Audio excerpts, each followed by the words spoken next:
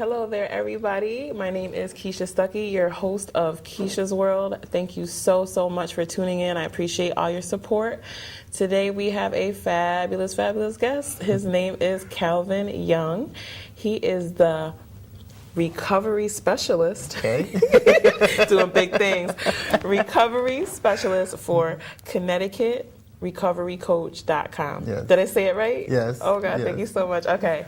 So, yes, Kelvin is just doing so much in the community and beyond to help people that are experiencing addiction to cope with that. So, tell us a little bit about ConnecticutRecoveryCoach.com.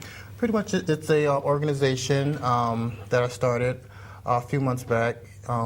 Actually coming out of incarceration, I wanted to give back a little bit, help others to help themselves. The same help that I received, I wanted to give back and help others that may be dealing with the same situation I was dealing with, with alcohol and other drugs. Pretty much it's a peer-to-peer support group to help others that's facing this addiction to really set goals for themselves, understand where we're at in their stages of recovery they're at and where they want to be, and really help them to move forward and live a productive and meaningful life in recovery. Okay, that sounds awesome.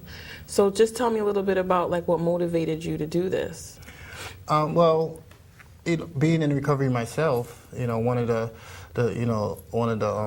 steps when we get to the 12th step is giving back, to helping others, to really, that's dealing with this addiction, to give back, so to speak, And I had a strong desire to give back, to help others, and to really, this addiction is worldwide. It doesn't discriminate, and it doesn't discriminate on color, creed, nationality, or anything. It affects everyone. Not only the person with the addiction, but the family as well. So I want to give back, any way I can to help people to really live a productive, meaningful life in recovery. I believe is important.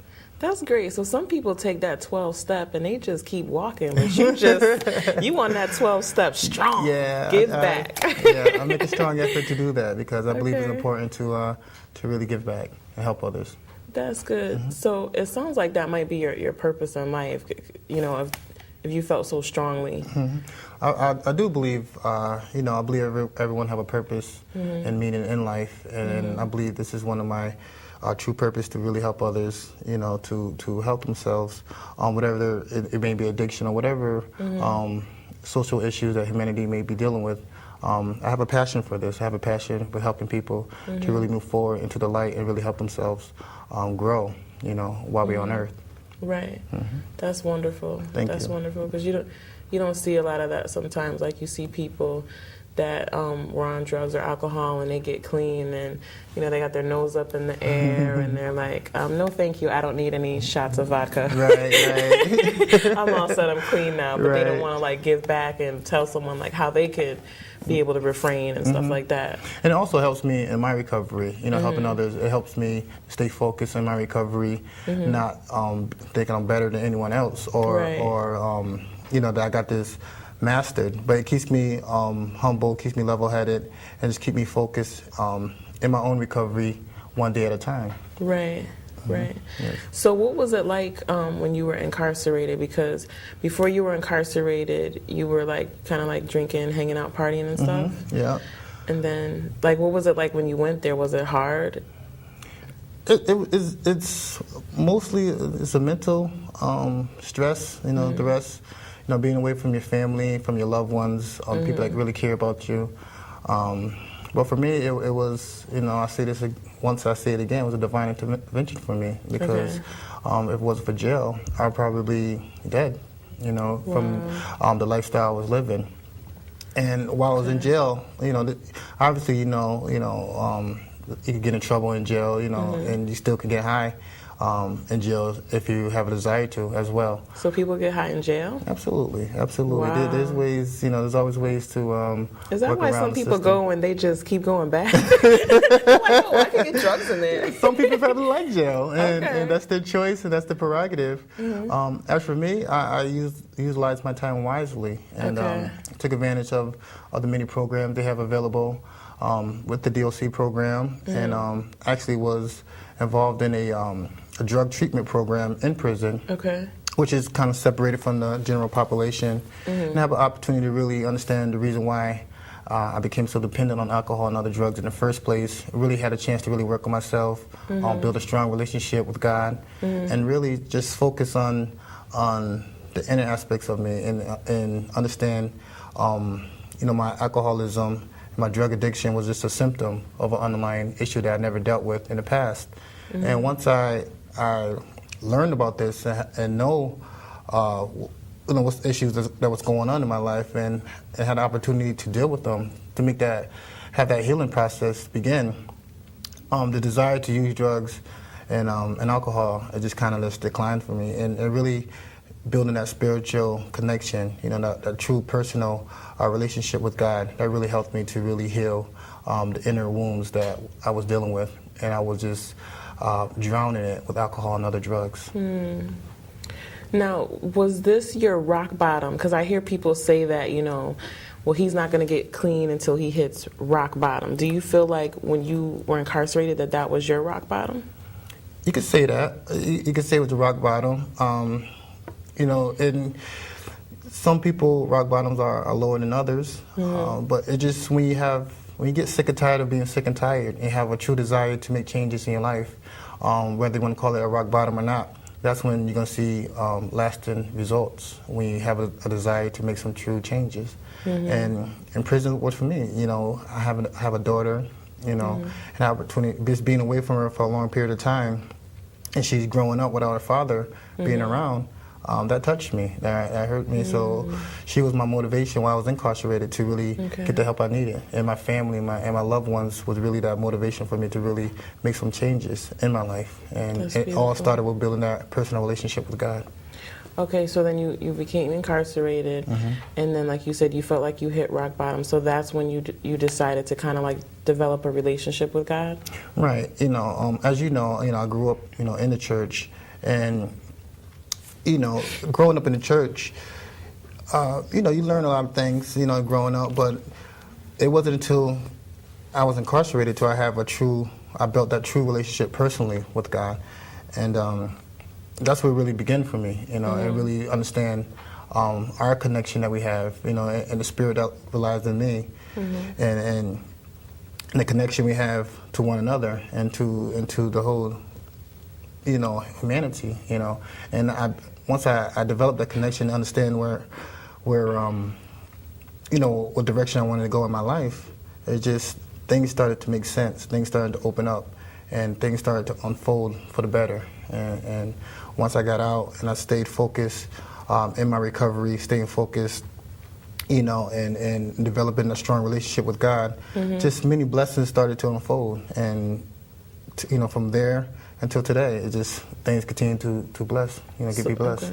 Okay. So it sounds like God kind of rewarded you for like taking the right step to get clean and stuff like that, by just making things like come together for you, opening doors for you and stuff like that? I believe so, and it's all about choice. With every choice there's consequences, whether negative or positive. And once I continue to stay focused and make the best choice for myself, I will benefit from the consequences. And staying focused and having a proper perspective, a proper spiritual perspective in my life, it helps me to make better choices for myself, and receive better consequences, and as a result. Nice. Do you think a lot of how you kind of like came to your senses might have been because you weren't using drugs like for a period of time? Because you probably were used to like daily drinking or using drugs. Do you think like the fact that your head was clearer, do you think that helped you too? Absolutely. When the fog is clear from your mind, you're able to think clearly and see things for what they are, or but not what they appear to be.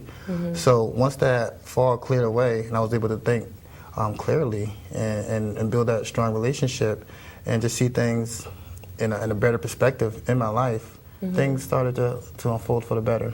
Nice. Nice.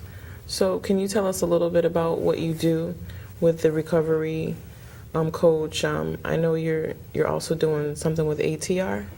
Yep. Also, pretty much, I do recovery coaching.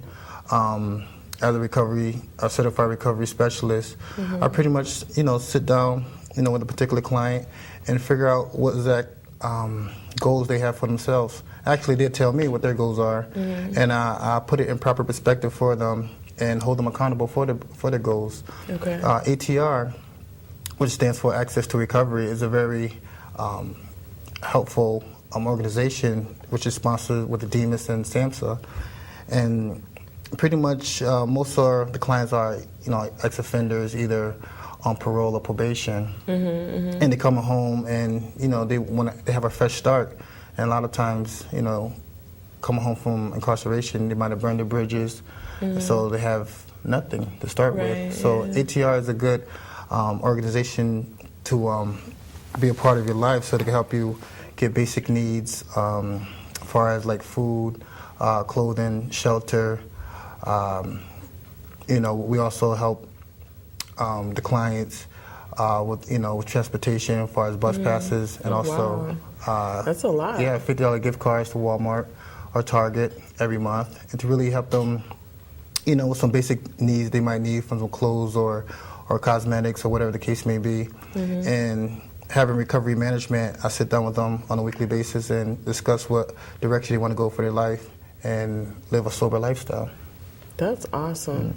It's good because once you speak your goals out loud, or when you write them down, it's just a little bit more powerful. Absolutely. Especially if you have somebody else there to kind of motivate you.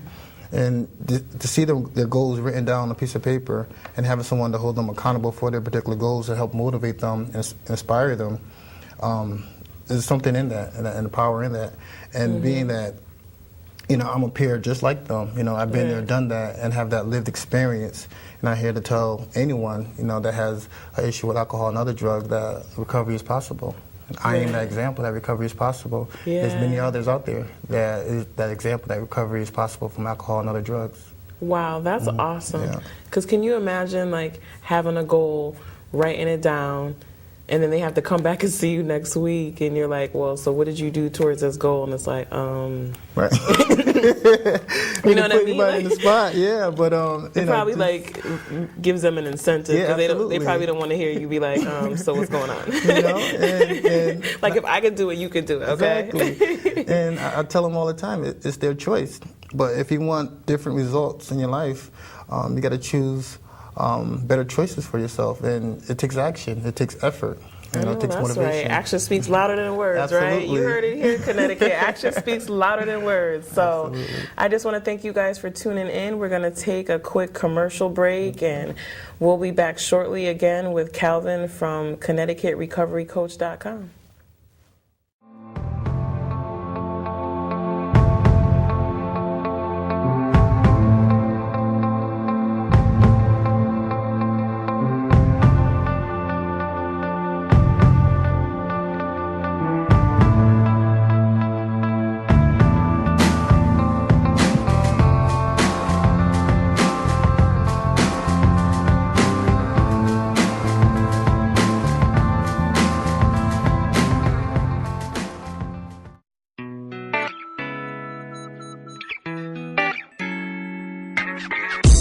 Stylish, elegant,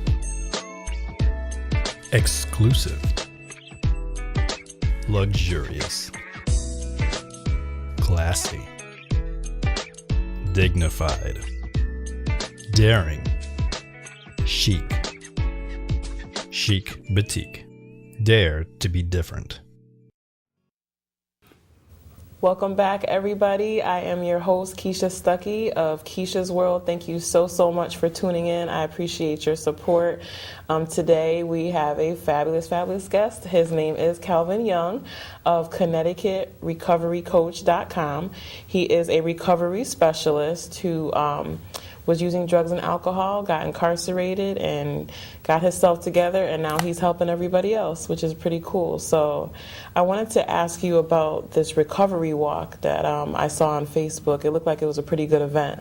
Absolutely. Every year it's a good event. This is going on 13th year, I believe. Wow. And it's sponsored by Connecticut Community for Addiction Recovery, or better known as CCAR. And it's an annual walk they have every year in September. And September is annual recovery month. So we have that every year at the Bushnell in Hartford, Connecticut. And it's just a great time with different people that's in recovery, different music, bands, DJs. It's just a great festival. Nice. Different vendors, different foods.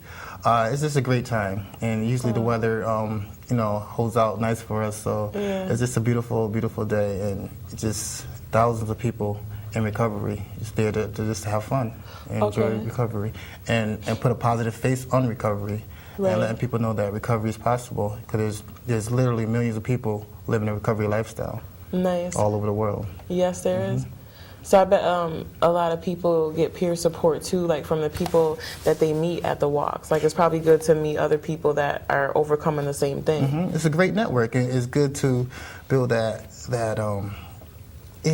network and talk to other people that's been there, done that, have that lived experience just like yourself. And it's just something about that peer-to-peer support. It's just something therapeutic about it. Yeah. And it's just awesome. We have a great time. We have different teams to sponsor different walks to help raise money for the recovery walk and recovery awareness, and just continue to put a positive face on recovery in Connecticut. Yeah, I think it's great because, how do you think a person would feel that has an addiction if somebody that has never faced addiction tried to help them? You hear that all the time, and a counselor or therapist, a clinician, they don't have direct experience with addiction. Is very helpful, and far as having that degree, having that education to help you heal, help you with the healing process.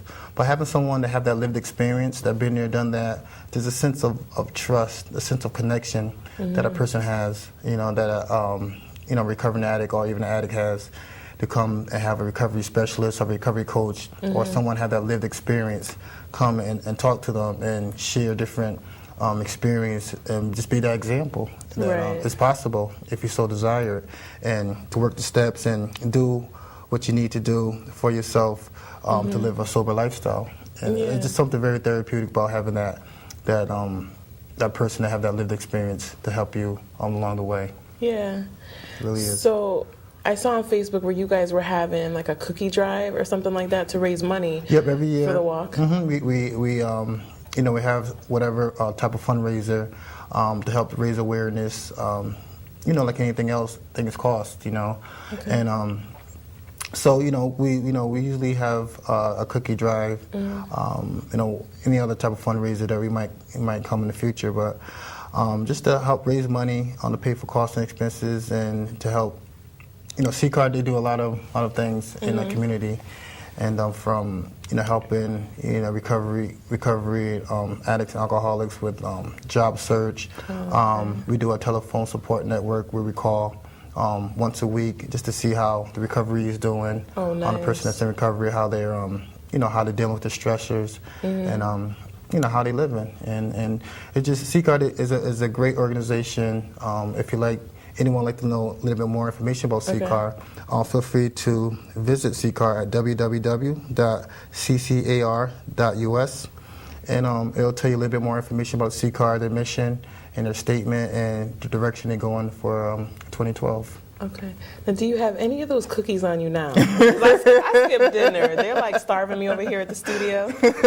Somebody ate all the wings out the green room. No, I'm kidding. Man.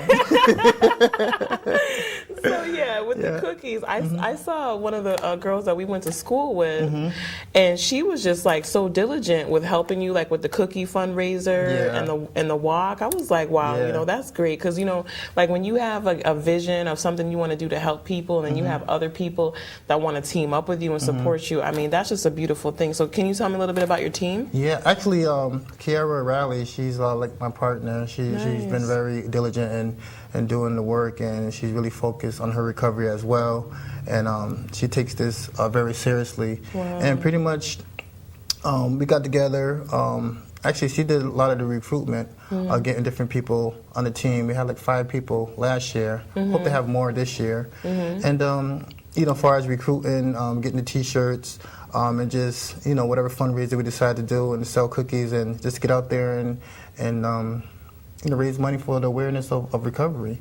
And most people either maybe perhaps had that lived experience or know somebody in their family or friends that suffer from addiction, you know, and it's a worldwide problem. And somebody that we all know someone that's either been affected by alcohol or other drugs, or directly affected by alcohol and drugs. So to have an organization that helping people with addiction to overcome the addiction and live a sober lifestyle, people have no problem donating or helping us raise money for that awareness. So I appreciate all the, you know, love and support we get throughout the years for this, you know, for this fundraiser.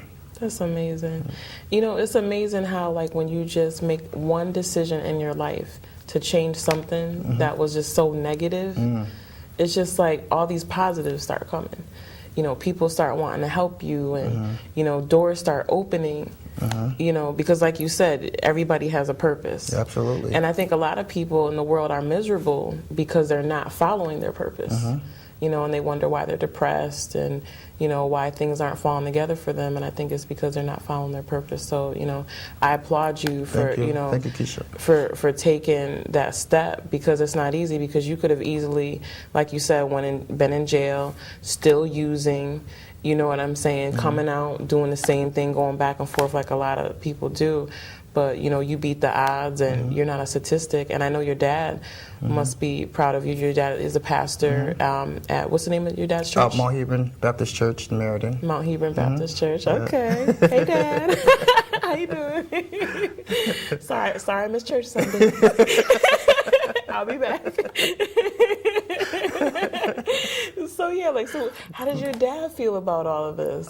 Just my whole entire family is just very proud and supportive, and they've been supportive, you know, from day one. Just being incarcerated, you know, I'm sure you can imagine that it gets lonely there, you know, being away from your family and loved ones, and being around a lot of negativity, you know. So getting that phone call, or making that phone call to your family and to your loved ones, to my daughter, that really gave me the motivation to stay focused, and to really give me the strength, because there's times that, you know, it's just, you miss your family, and you get lonely, you get depressed, and it hurts being away from them, especially in prison, you know. But they really helped me out. Holidays are probably the worst. Holidays are the worst, and to all the brothers and sisters that's incarcerated now, it's a rough time. But you know, if we use our time wisely while we're incarcerated, you know, you could easily turn that negative situation into a positive one. And anyone can do it if you have the desires to do it. Wow. That's very encouraging.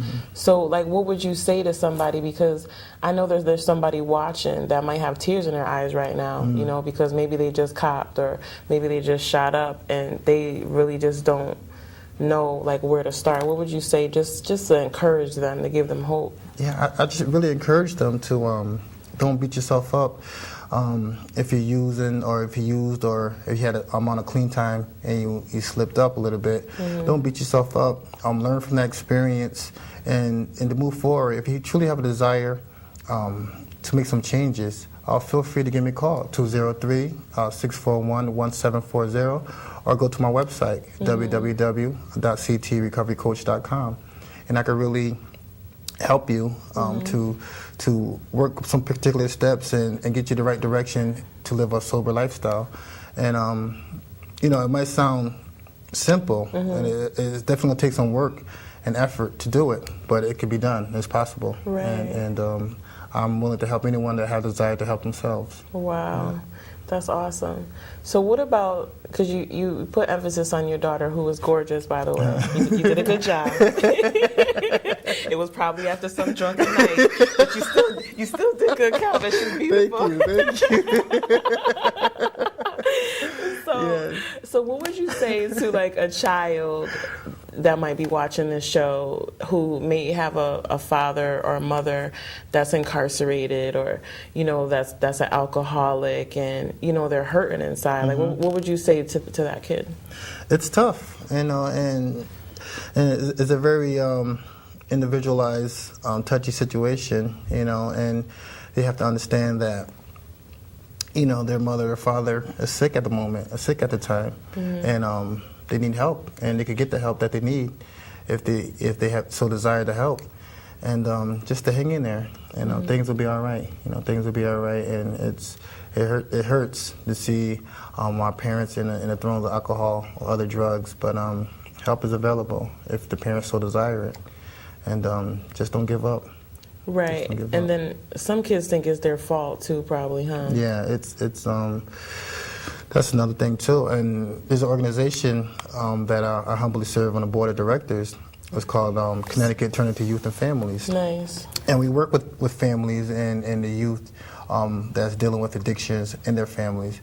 And it's a not only teens are starting to use drugs at an early age now, and it's also affecting their families, but the kids that might have alcoholic or addict parents that's living in the household.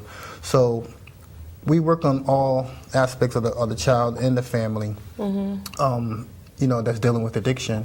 And it's a very strong organization. We're very focused for 2012, and we have a lot of ideas and innovative things we plan to do. Okay.